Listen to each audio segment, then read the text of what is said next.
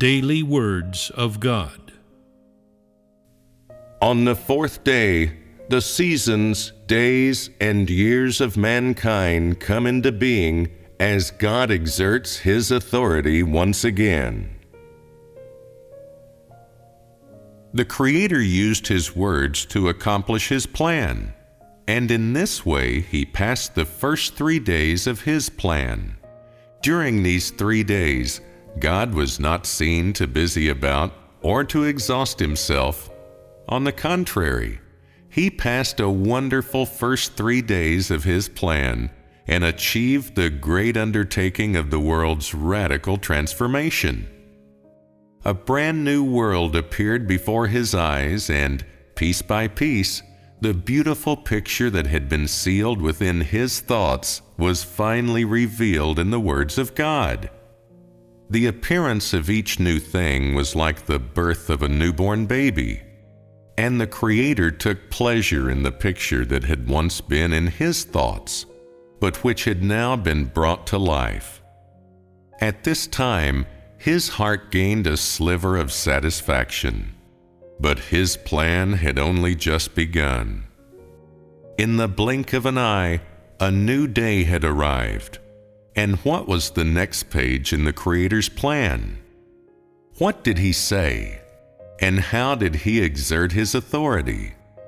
And at the same time, what new things came into this new world?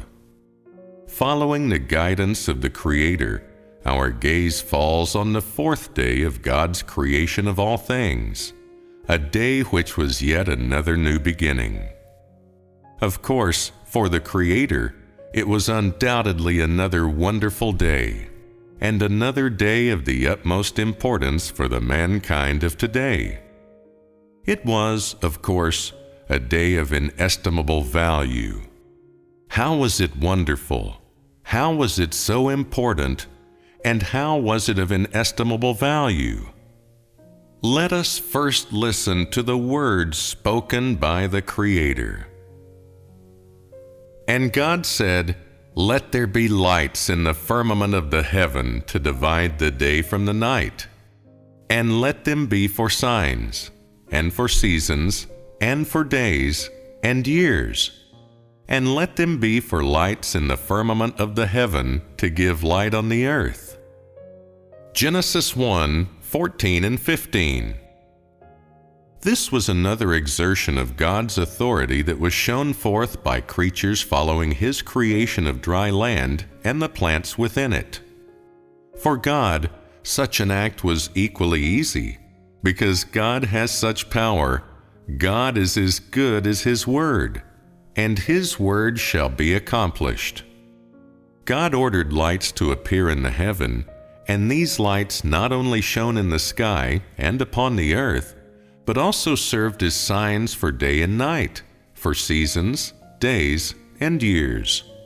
In this way, as God spoke His words, every act that God wished to achieve was fulfilled according to God's meaning and in the manner appointed by God. The lights in the heaven are matter in the sky that can radiate light. They can illuminate the sky and can illuminate the land and seas. They revolve according to the rhythm and frequency commanded by God, and light up different time periods upon land. And in this way, revolution cycles of the lights cause day and night to be produced in the east and west of the land. And they are not only signs for night and day, but through these different cycles they also mark the feasts and various special days of mankind. They are the perfect complement and accompaniment to the 4 seasons: spring, summer, autumn, and winter, issued forth by God, together with which the lights harmoniously serve as regular and accurate marks for the lunar terms, days, and years of mankind. Although it was only after the advent of farming that mankind began to understand and encounter the separation of lunar terms, days, and years caused by the lights created by God, in fact, the lunar terms, days, and years that man understands today began to be produced long ago on the fourth day of God's creation of all things. And so too did the interchanging cycles of spring, summer, autumn, and winter experienced by man begin long ago on the fourth day of God's creation of all things. The lights created by God enabled man to regularly, precisely, and clearly differentiate between night and day, and count the days, and clearly keep track of the lunar terms and years. The day of the full moon was the completion of 1 month, and from this man knew that the illumination of lights began a new cycle. The day of the half moon was the completion of 1/2 of a month, which told man that a new lunar term began, from which it could be inferred how many days and nights were in a lunar term, how many lunar terms were in a season, and how many seasons were in a year, and all was regularly displayed. And so, man could easily keep track of the lunar terms, days, and years marked by the revolutions of the lights. From this point onward, mankind in all things unconsciously lived amongst the orderly interchange of night and day and alternations of the seasons produced by the revolutions of the lights. This was the significance of the Creator's creation of the lights on the fourth day. Similarly, the aims and significance of this action of the Creator were still inseparable from His authority and power. And so, the lights made by God and the value that they would soon bring to man were another masterstroke in the exertion of the Creator's authority. In this new world, in which mankind had yet to make an appearance, the Creator had prepared evening and morning, the firmament, land and seas, grass, herb, and various types of trees, and the lights, seasons, days, and years for the new life that He would soon create.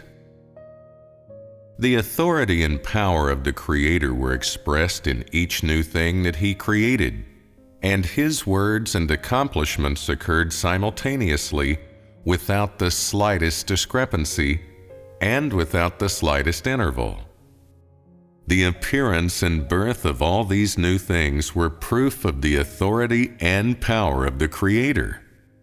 He is as good as His word, and His word shall be accomplished, and that which is accomplished lasts forever.